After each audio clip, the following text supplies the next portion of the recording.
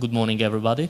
I'm really happy that you came today as well, because we have two wonderful presentations. The first one will be given by Carola Jungwirth who come from Passau. She is the president there, so that will be a kind of presidential speech. And I would like to tell two things about this presentation.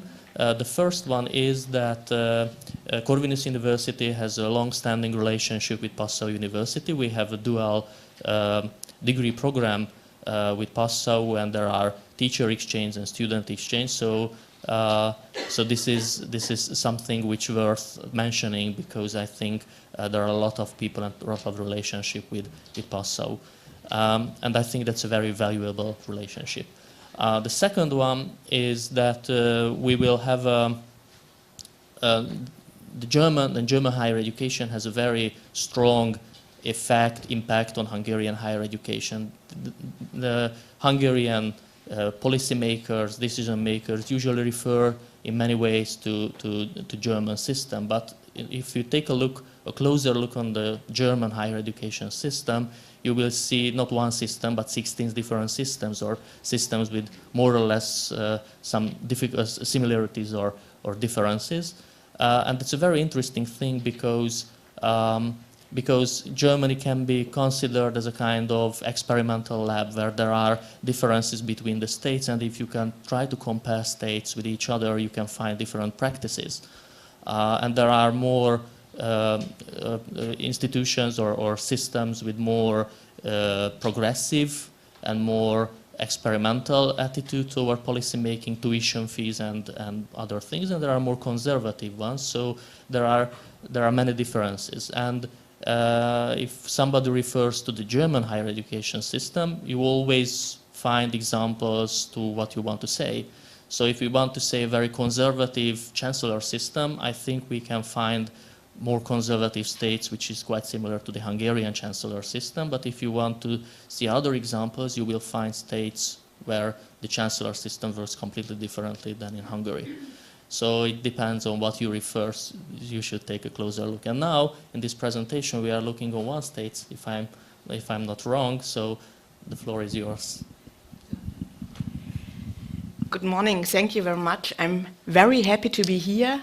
It's some years ago that I was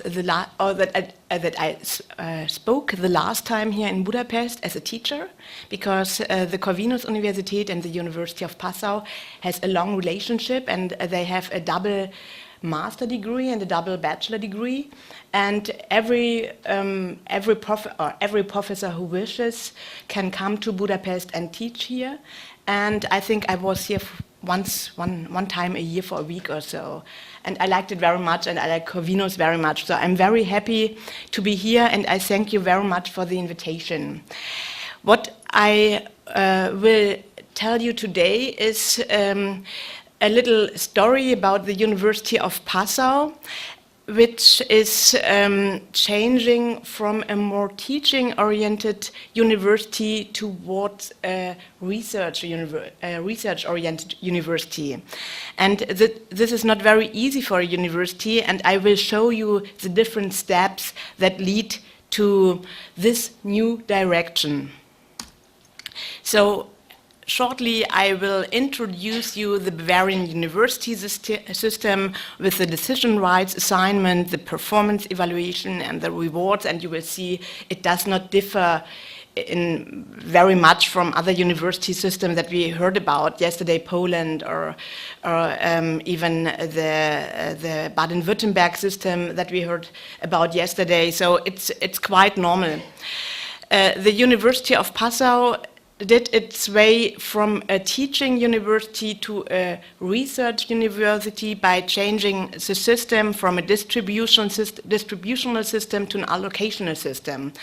And this makes the things quite difficult, because nobody likes no longer to get funded because he or she does not give the right performance. So it was a little bit difficult. So I talk about the history of the university, I will be talking about the challenges, and I will talk about the steps in changing the system, the decision rights assignment, performance evaluation, rewards, and I will also tell what our new goals are, because I think we are not ready, but we are on a good way, and now we have to say where we want to go next.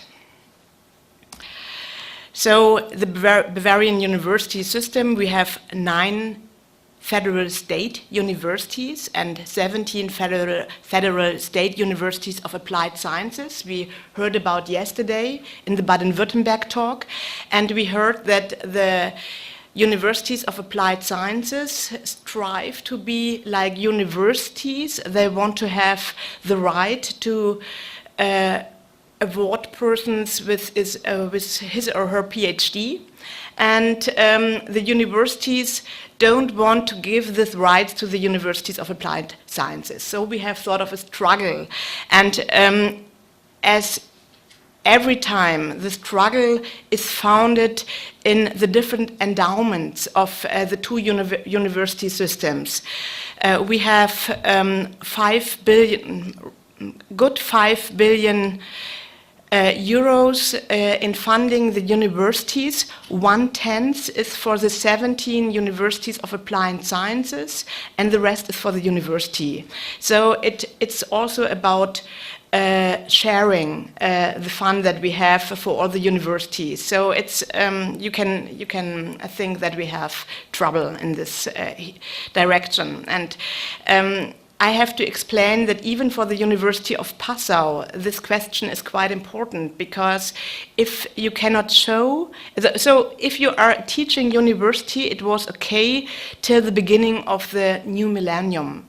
But have sort of the danger to become one of the universities for applied sciences if you are not good in research. And if you want to keep your fundings, it's better to become very strong in research. But you can see this as a rector or as a president, but it's not for the professors in the university. It's not clear, because they say, I'm a professor at the university, and if I research or not, it's not very important. But I think the danger to become more or to be sorted to the universities of applied sciences is a risk for a normal university, because it's much cheaper to be sort of such a university. So we have a strong position of the Federal State Ministry, because the Federal State Ministry provides the main funding. And you see here our minister, he's very new. He was elected one Monday before. And within the universities, you have a strong position of the presidents, who has the authority to establish guidelines. And this is what Mr. Kovac said. In Bavaria, we have a presidency-driven system and not a chancellor-driven system. And this is important too, but it changed from a chancellor-driven system to a president-driven system, I think, in 2006. So it's not so long ago. In the decision rights assignment, this means who is allowed to say what. It's ruled within the law in the Bavarian law of higher education, and the university executive is responsible for allocation of resources and ensures strategic orientation. And the university executive is the president and the 4 vice presidents and the chancellor. It's a board of 6 people. The Senate, it's a board of 11 people, is responsible for all academic issues related to research and teaching. And the faculties are responsible for proposing and implementing the academic issues related to their own disciplines. And they also have to administer their own budgets, if they have one. The constitutional law of Germany says we have freedom of research and teaching. That means that I, as a president, I am not allowed to say, please research this or teach that. So every colleague can say, you can say nothing to me because I'm free in my research and my teaching, and he is right. He or she is right. Yes, and you can see that the guidance of a university is by giving money. So that's the only possibility to rule the system. Performance evaluation, I think you know this. We have, in terms of research, we have list and impact of publications, third-party funds, research awards. In terms of teaching, we have teaching evaluations. Every lecture is evaluated every semester. So you have teaching evaluations of each colleague for each year, for each time. Teaching evaluations, teaching innovations, and teaching quantity. There are people who have 1,800 students each year. There are others with 50, and you have to account this too. And we have the duty to third mission, and we count patents, collaboration, social added value, and so on. I think this is normal, and you know this. Rewards. It was very surprising for me that the most important reward for my colleagues is recognition and appreciation. So I was not, it was not clear for me. I'm an economist. I thought the wage is important, but what I find is that the colleagues want to be seen, and then they want to have a talk with the president, and if they perform very good, I have lunch with them, and this is the most important thing I can give them. I can also deliver improvement of research and teaching conditions in giving additional staff, and I can give extra salary and bonuses. The normal way is that you have a job offer from another university, and then you can start to negotiate your wage. If you don't have a job offer from another university, every 3 years you say that you want to have your performance evaluated by the president, and then you can get a bonus from 5 to 10% for a professor. And I mean, the highest income we have, the highest income that you can have as a professor in Bavaria is a B13 income of a civil state servant, and this are around 13,000 euro a month, but I think only 1% of the professors have an income like that. I think normally they have around 7,000, from 5,000 to 7,000 euro. That's the income of a professor in Germany, in Bavaria. I talk shortly about the University of Passau.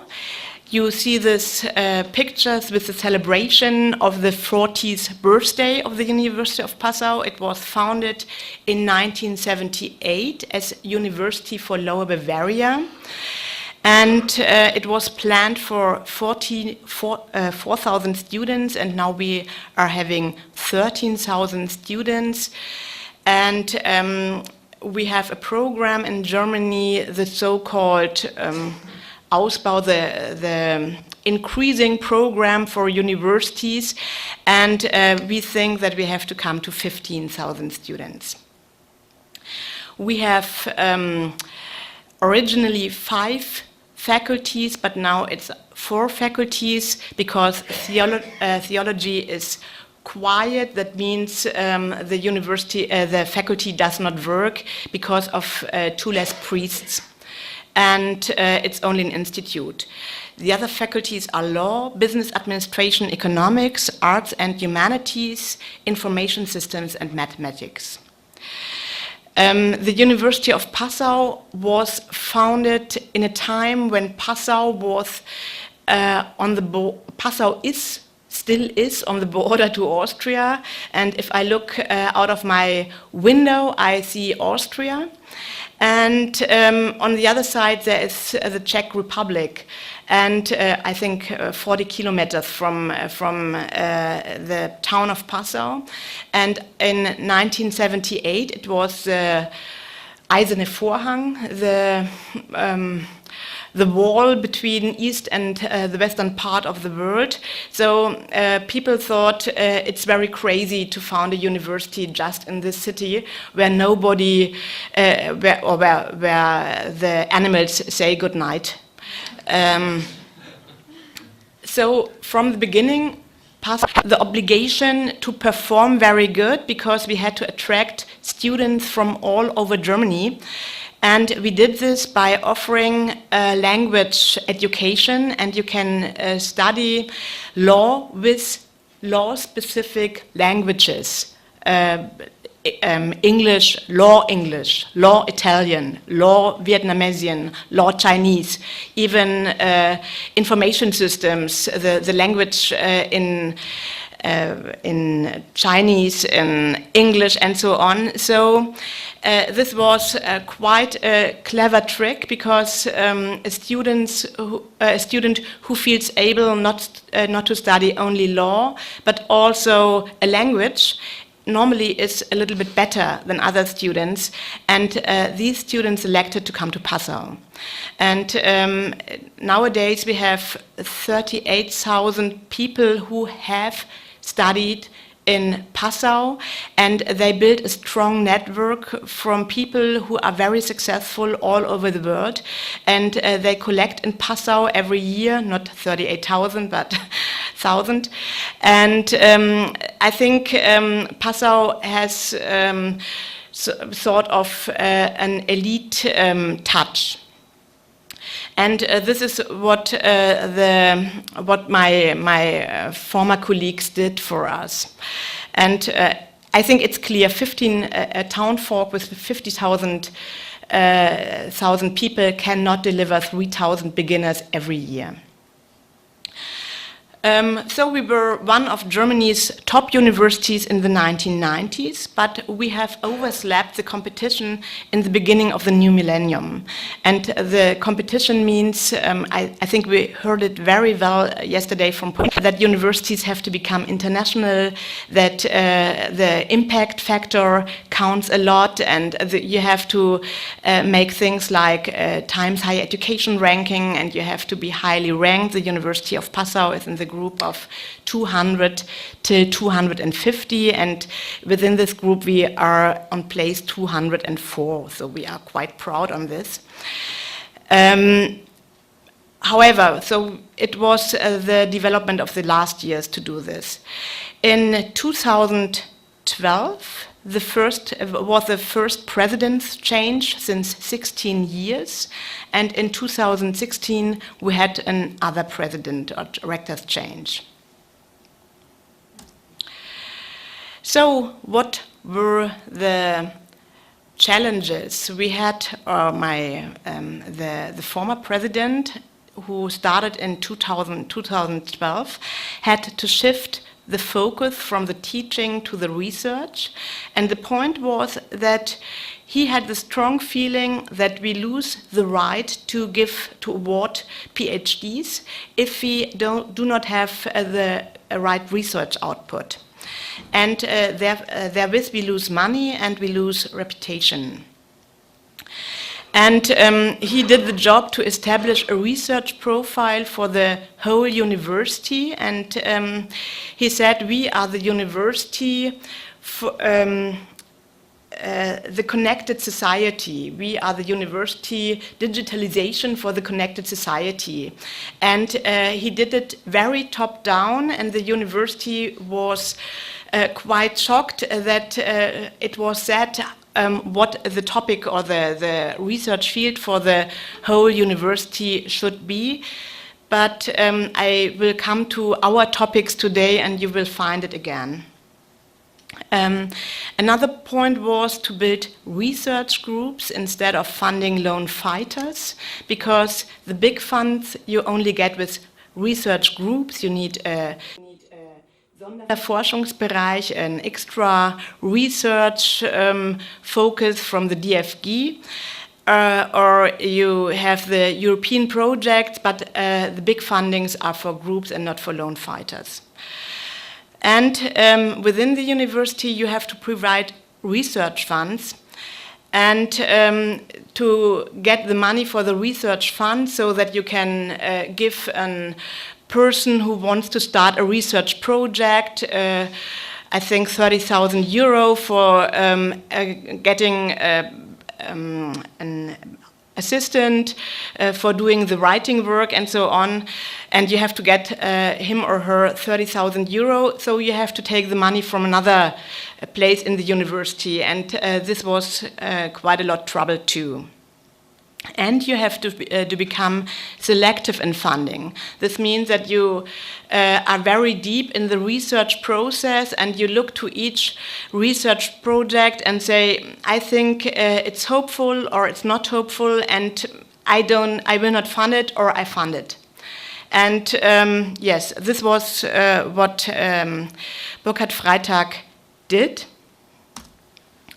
And he was very successful in getting a big funding from the ministry for project Technik Plus, and the idea was that we have the faculty for information sciences and mathematics, but we don't have electrotechnic, and we don't have manufacturing, and we don't have other things, and we don't have any natural sciences. And he got the money for Technik Plus to soften this this problem a little bit and to get more technical knowledge within all the faculties. And he did a very clever thing. So he founded a chair for digital libraries in the faculty for information systems and mathematics, and he found sort of a mirror chair in the faculty for philosophy, which is called Digital Humanities. And these chairs work together and they develop things. And we have this also for machine learning, where it's a chair in the information systems department and another chair which is in the philosophical department. And I think we have 5 or 6 chairs that way. And indeed, the department started to work together, and the information systems department became more important and more important. When I started at the University of Passau in 2007, this information systems department had 400 students, but it was endowed like a big faculty, and it was sort of a stress between the faculties because they had money and the other had not. And now they have, I think, around 1,300 students, and they have the same endowment like the faculty of law and the faculty of economics. And each faculty tries to connect with this information systems faculty because they have the knowledge for digitalization. So this was what my former president did between 2012 and 2016, and since 2016 I'm doing the adapting work, and I try to adapt the structure of the University of Passau to its new research focus. And this is very important too, because you have to have a whole system which is research oriented. It is not enough that the researchers want to research. And what we had to do is we had to come from an administrative approach to an academic approach, which means we had to change from a chancellor system to a presidential system. And this meant for me that I changed the whole structure of the university, and I can show you why. You cannot read this, but the point here above is a chancellor. And please try to find the president. The president was not in this whole structure, but the whole administration worked for the chancellor. And when I came to office, I had half a secretary, and I said, I cannot work with half a secretary. I need a full secretary. I need a personal assistant, and I need another personal assistant, and now I have a third personal assistant. And the chancellor said, no, you don't need it, I do it for you. And so I had to change the system, and it was the first thing in the first board meeting of the university board. I did that, and you can find it here. This is a university board. So the executive with the president, the vice presidents, and the chancellor. And now the chancellor is here, and all the other departments are work under me. And this is communication, this is research, this is governance of the university, and this is the whole study affairs. And I can explain why this was so important for me. And I have the theory that a chancellor-driven system is quite teaching-oriented, because teaching is very nice for a chancellor. You can count, you have foreseeable results, you have foreseeable costs, you have no risk. And all the things are more administrative or are chancellor-friendly, I think. And if you go, if you are more research-oriented, you have to go big risks. So you have to take, I think, 500,000 in your hands, and you don't know, does it work or not? And I can understand that it breaks the heart of the chancellor, because he is responsible for the money of the university, but you have to do this, and in the end you don't know, does it work or does it not work. But as a researcher, you know who is a good researcher, and you know how to evaluate performances. So only a president is able to go this risk, because he's a scientist or she's a scientist. So I think it was the first and the most important step to change the system in this way.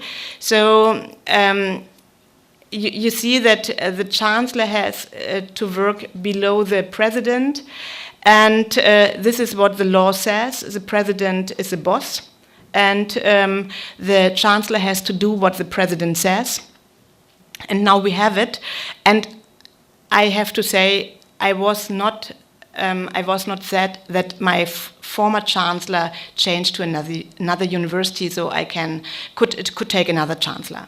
And this works very well. So perhaps you see a little bit that I did sort of divide and Teile and herrsche, divide and emperor, divide and emperor, because these three positions are on one level. This is a chancellor, this is a vice chancellor, and this is a governance of the university, and I work with them as a team. And it's clear for the chancellor that he has to work with the two other persons. And if I have a meeting, I have the meeting with all the three. And the chancellor accepts this because he is Seiteneinsteiger. He comes from the side, and he is not a born chancellor. So he has to learn, and he knows it, and this is why this works. But from my perspective, this is very important, because in the former system, the chancellor cannot be deeply in the things because he has too much responsibilities, and even the president cannot be deeply in the things because he or she is responsible for all the things. And so we have no specialization, and now we have a quite good specialization. The chancellor is for the finance, the human resources, and the buildings and the infrastructure. The vice chancellor is for all the study affairs, and the university governance is for all the performance evaluation. And this is what works very well at the University of Passau. We had also to come from a system who shouts the loudest to who performs better by setting clear goals and self-committing for the goals. And self-committing means that I'm quite clear in setting the goals. So I announce by every Monday I do a little talk in a video talk, and it's on the front of the side of the University of Passau, and I talk there. And before I talk there, I talk in the gremium, and I say this is what we do, and then I say it 3 times or so, and then I do, and. It's not so easy it's not so easy because you have to be very strict, and sometimes you wish to be, you don't want to do this. We have this performance evaluation, and people get a third of bonus, and I made strict rules how these bonuses are divided or allocated, and sometimes I know that a colleague works very hard and I don't give them the highest bonus because he does not fulfill all the criteria. But you have to do this. And then I call him and I say, I'm so sorry, but I can't give you this bonus any longer. So it's all the 3 years, and the former president had other criteria, so I have to cut back some people. And then I take the telephone and I call the person and I say, I'm very, very sorry, I can't give it to you because it's against the criteria. And I have the feeling that it's okay for the people, because they say, okay, I know there are quite clear criteria, and it's bad things happen or shit happens, but it's better than not to know how the money is divided. And so it works, but sometimes it breaks my own heart. But this is what I say with what I mean with self-committing. It must be, so such a commitment must be visible, so people must see that I do it. It must be understandable, so they have to understand the criteria and they know that I do it because I do it. And I do it every time. Another thing that we did last summer was to fix the goals within the university development plan. And now I negotiate target agreements on a university level, on a faculty level, on an individual level. And yes, it's very new to have this target agreements. But even we have to do this. And if you see, the next step is coming to a system that rewards professors who are able and willing to increase the university's reputation. And you see that I have the same media than before, but I try to find the right persons. So I had not the chance to change anything in the bonus system or so, but I make clear that I find the right people. That's all. So this stays the same. So we, in this university development plan, we developed goals, and the most important goal is that the university has set itself the goal of becoming one of the leading centers in Europe for basic interdisciplinary research on the effect of digitalization on society.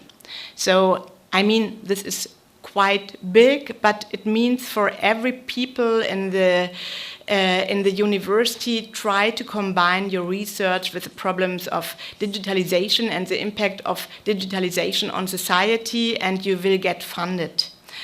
And the second main goal is the university seeks to meaningfully contribute to solutions for Europe's current and future challenges as a forward-looking, international, prominent and attractive Bavarian university, which means we want to be on the same level like the other good Bavarian universities, like the TU Munich, like the LMU Munich, like the FAU in Erlangen-Nürnberg, and we want to be on one high. And the third main goal is that the university's guiding principle is to foster excellence in research and establish outstanding working conditions, particularly for students and early career researchers. And this means this is a commitment from the side of the university. We will endow our teachers or our researchers very well if they are talented and if they bring a good performance for the University of Passau. So these are the goals that we have. I know they are quite abstract, but people come and say, you said that, and then I have to react, so it works. I wish to show you our new image film is 2.5 minutes, but I think the image film is interesting because you have all the goals in this image film, and I think the performance that I did the last 2.5 years is that nobody complains about this image film, and this is very rare in a university because we discussed about the things that which are said in this image film very deeply. So I hope that it works, that I'll show it to you. I don't know. Research is the systematic quest for knowledge. And assured knowledge is not easily found. That is our challenge.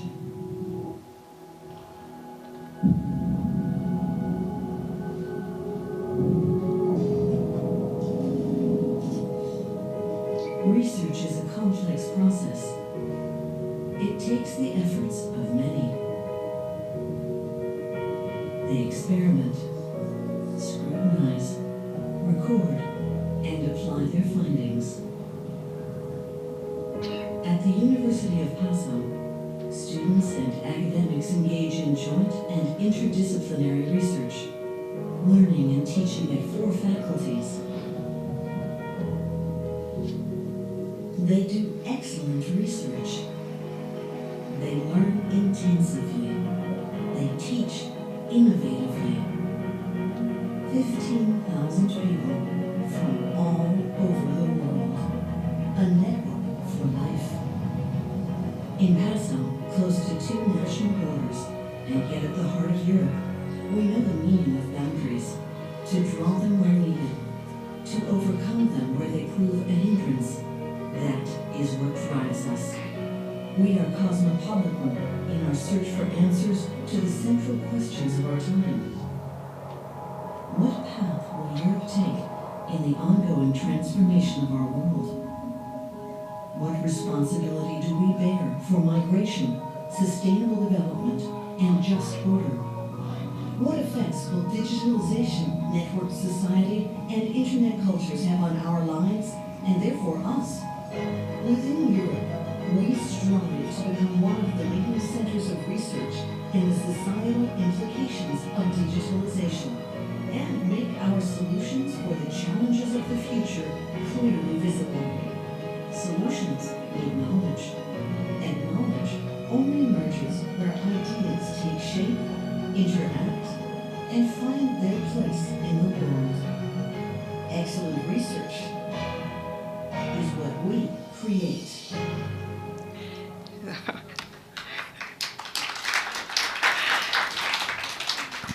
Thank you.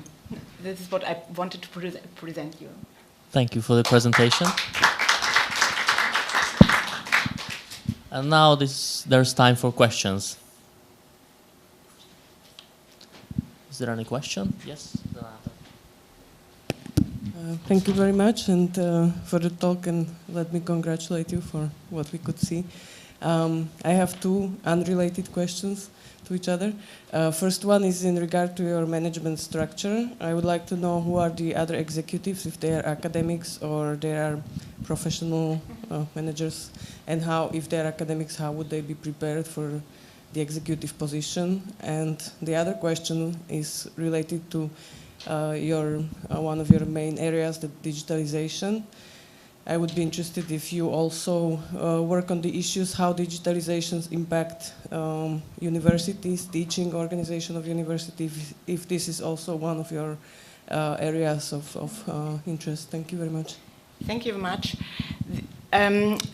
The other four vice presidents are not administrative persons. They are scientists, as me.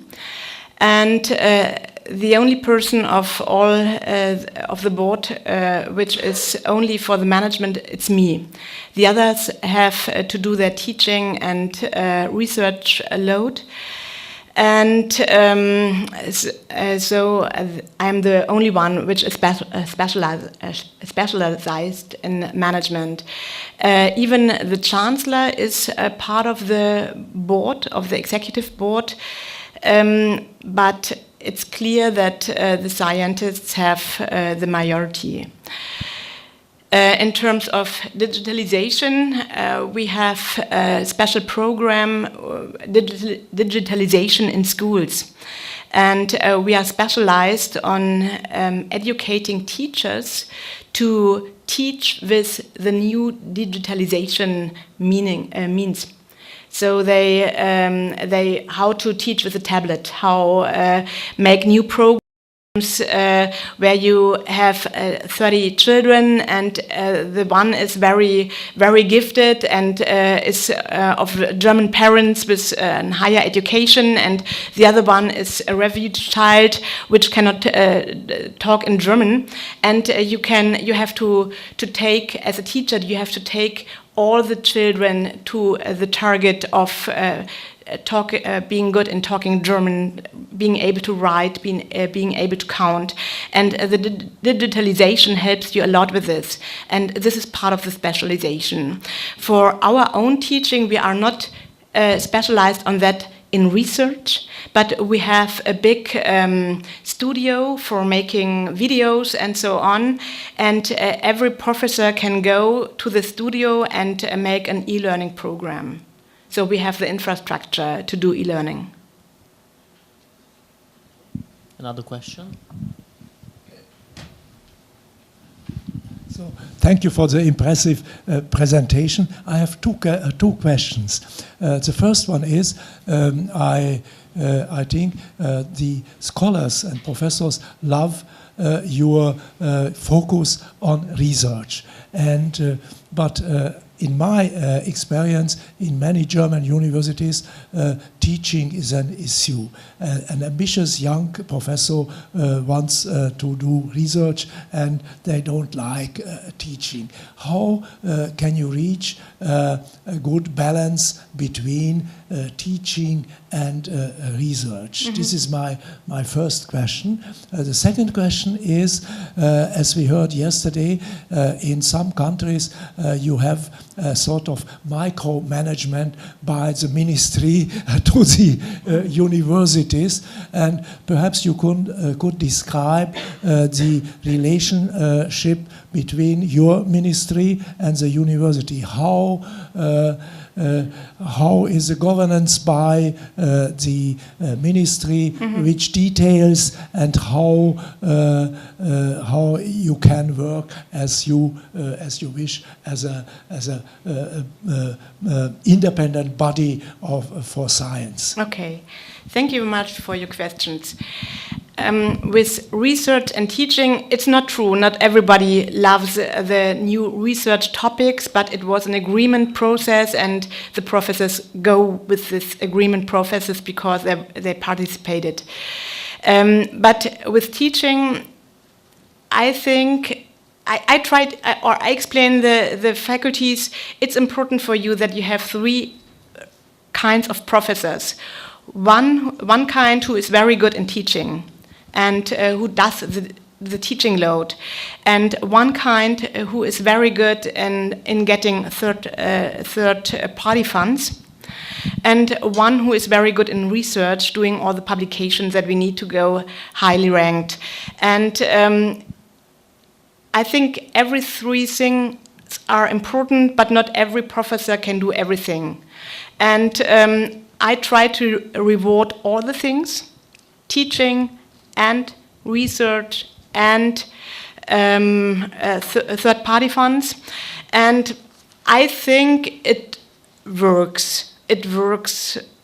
I mean, in the end, the professors who are doing the research are the most important. I think this because we are very dependent from our ranking, and our ranking depends on our research output, not on our third-party output. And so I have to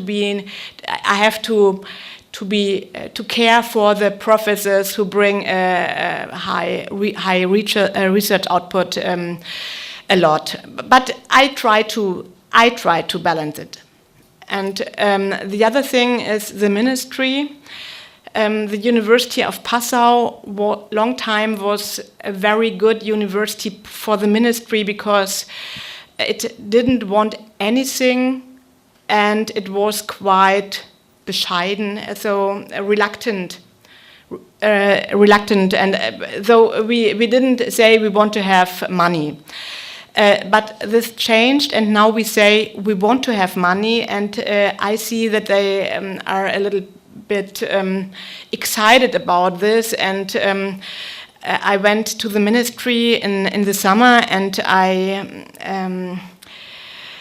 said, this is not right that you didn't give us enough money, and they were so shocked that they give me a lot. And but it was quite a trouble, but because so now they start to see here is a university that is young and lean and hungry and wishes to fulfill its targets, and they fear a little bit, but it's okay. They work quite good, and the minister is from Lower Bavaria, and he is an alumnus of the University of Passau. This is not bad. Okay, there are a lot more questions. We should start with. Thank you a lot for really great and interesting presentation. I have two questions. I'm curious about the thing of freedom of teaching. I'm curious how it works with the teaching programs, because you're offering some programs and there are some standards. So how about fulfilling the programs? And all of us, I think we have this teaching load we need to fulfill. And when someone just says, oh, I will teach the other thing because I have my freedom of teaching, and do not fit into none of the courses within the programs of your university. I think that's my first question about this freedom. And the other one is, I'm curious about this phone calls you're making to those who are not going to have this additional bonus wages. How many employees do you have, and how it comes that the president, the rector, do that? I think about like the whole university, or there are just some of them you call, and the other one the chiefs of the faculty. How is it solve? Okay. Thank you very much. I go first to the second question. We have 122 colleagues. So I have only 122 colleagues that I would talk with directly. But from this 122 colleagues, every year 30 are evaluated. So 30, because every 3 years, and there are people who wish not to be evaluated. And from the 30 people, there is one who breaks my heart because I have to make such a decision. And with this one, I can call the one. So that's okay. And we have at all 1,100 employees at the university and 670 in science. So that's a relation, but it's only one every year that I have.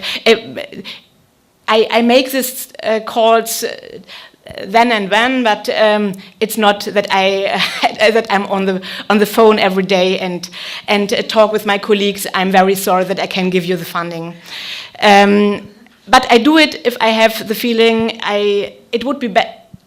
Yeah, like I said. The other thing, teaching, it's true. If I go to my class and I have a class in international management, but I wish to sing a song or something like this, I can do this. But in the end, I'm evaluated by my students. And of course, they're right. Carola Jungwirth is singing a song in an international management class.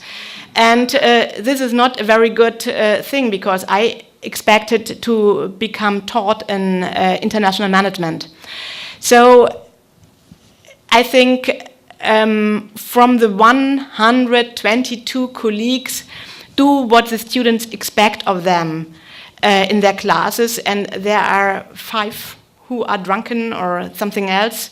I think this is like in every society. I think 1% of the people are sometimes a little bit crazy or so, and even at the University of Passau we have this, but it's not bad. So we have a very good reputation in teaching, but it's true, I could go to my class in international management and I could say I prefer to sing a song or to read the telephone book, and I could do it. You have still to teach? No, I don't teach. But one last question.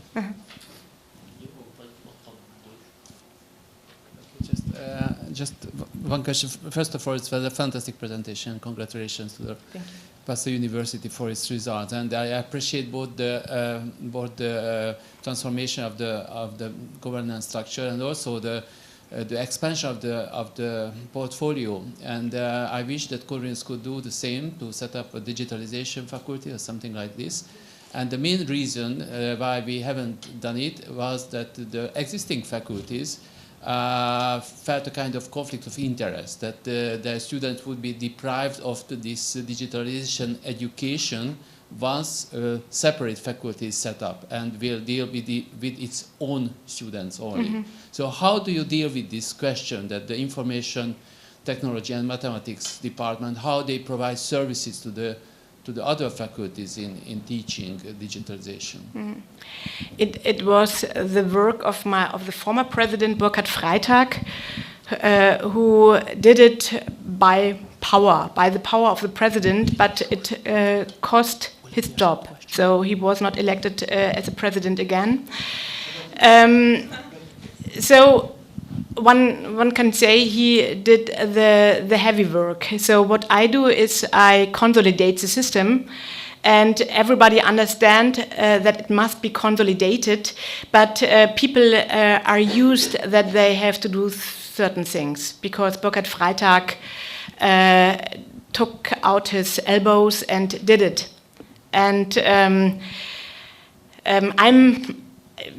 I do what I can do. I'm very good in communication. I can persuade my colleagues, and I can fix the system.